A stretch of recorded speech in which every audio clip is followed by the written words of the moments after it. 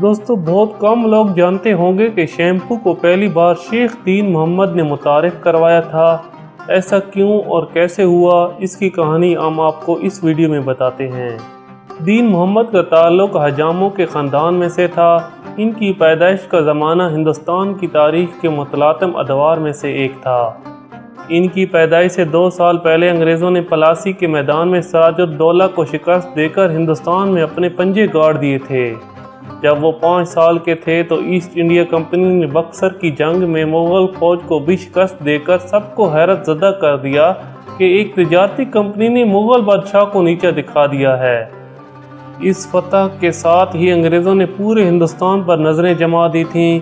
इसी दौरान बहुत से हिंदुस्तानियों को आफियत इसी में नज़र आई कि वो अंग्रेज़ों के साथ लड़ाई की बजाय इनके साथ शामिल हो जाएं। यही काम दीन मोहम्मद के ख़ानदान ने भी किया। पहले इनके वालिद और भाई अंग्रेज़ों की फ़ौज का हिस्सा बने और फिर दीन मोहम्मद भी 11 बरस की कच्ची उम्र में ईस्ट इंडिया कंपनी की फ़ौज में भर्ती हो गए। यहाँ इनका काम जंग लड़ना नहीं था, बल्कि फ़ौजी कैंप में अपने पेशे की मुनासबत से मुख्तलिफ़ खिदमात अंजाम देना था, जिनमें सर्जरी, मालिश और चम्पी वगैरह शामिल हैं। अंग्रेज़ों के साथ एक तवील अरसा गुजारने के बाद दीन मोहम्मद भी इन्हीं के रंग में रंग गए थे और बजाय दूसरे हिंदुस्तानियों से अलग थलग हो गए थे। एक दफ़ा तो लोगों ने अंग्रेज़ों का साथ देने की पादाश में इन पर हमला भी कर दिया था। वो बमुश्किल जान बचाने में कामयाब रहे थे।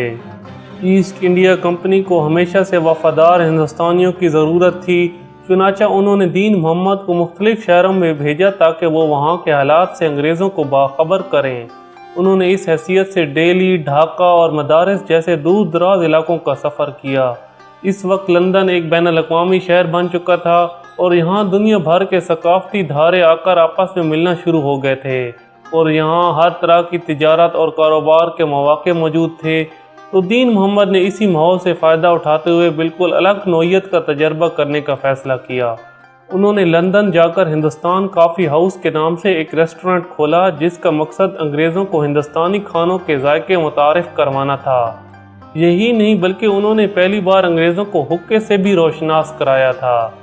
ये बरतानिया में कायम होने वाला पहला हिंदुस्तानी रेस्टोरेंट था। बदकिस्मती से ये काम भी नहीं चल सका। अपने ख़ानदानी पेशे की नौइयत से वो ईस्ट इंडिया कंपनी की फ़ौज में बतौर जराह और मालशिए का काम करते थे। उन्होंने इसी काम को कारोबारी बुनियादों पर शुरू कर दिया। दोस्तों, हिंदुस्तान में लोग आंवला से अपने बाल धोते थे और बालों को खूबसूरत बनाते थे। दीन मोहम्मद ने इसी तरकीब को इस्तेमाल करते हुए एक हमाम खोला, जिसमें जड़ी बूटियाँ मिले पानी से गुस्ल करवाया जाता था और इसके बाद मखसूस किस्म के तेलों से मसाज और चम्पी की जाती थी। अंग्रेज़ों के लिए ये नई चीज़ थी। स्टीम बाथ और फिर मसाज से थके हुए बदन पल भर में ताज़ा दम हो जाते थे। देखते ही देखते ये काम चमक गया और जल्द ही शहर की अशराफिया दीन मोहम्मद की खिदमत से मुस्तफ़ीद होने लगी।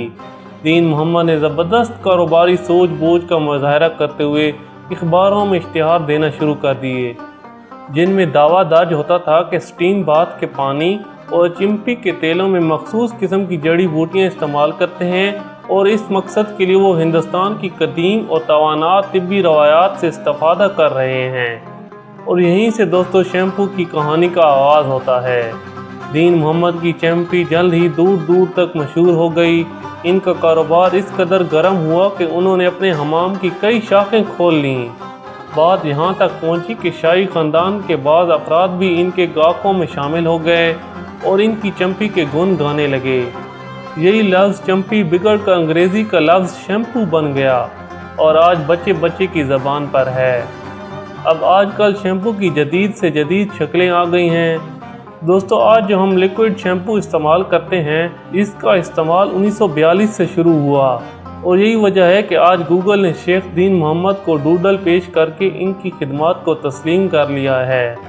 दोस्तों, ये शैम्पू की हिस्ट्री आपको कैसी लगी? अगर आपको अच्छी लगी है और आपकी मालूमात में इजाफ़ा हुआ है तो वीडियो को लाइक कर दें और शेयर कर दें। शुक्रिया।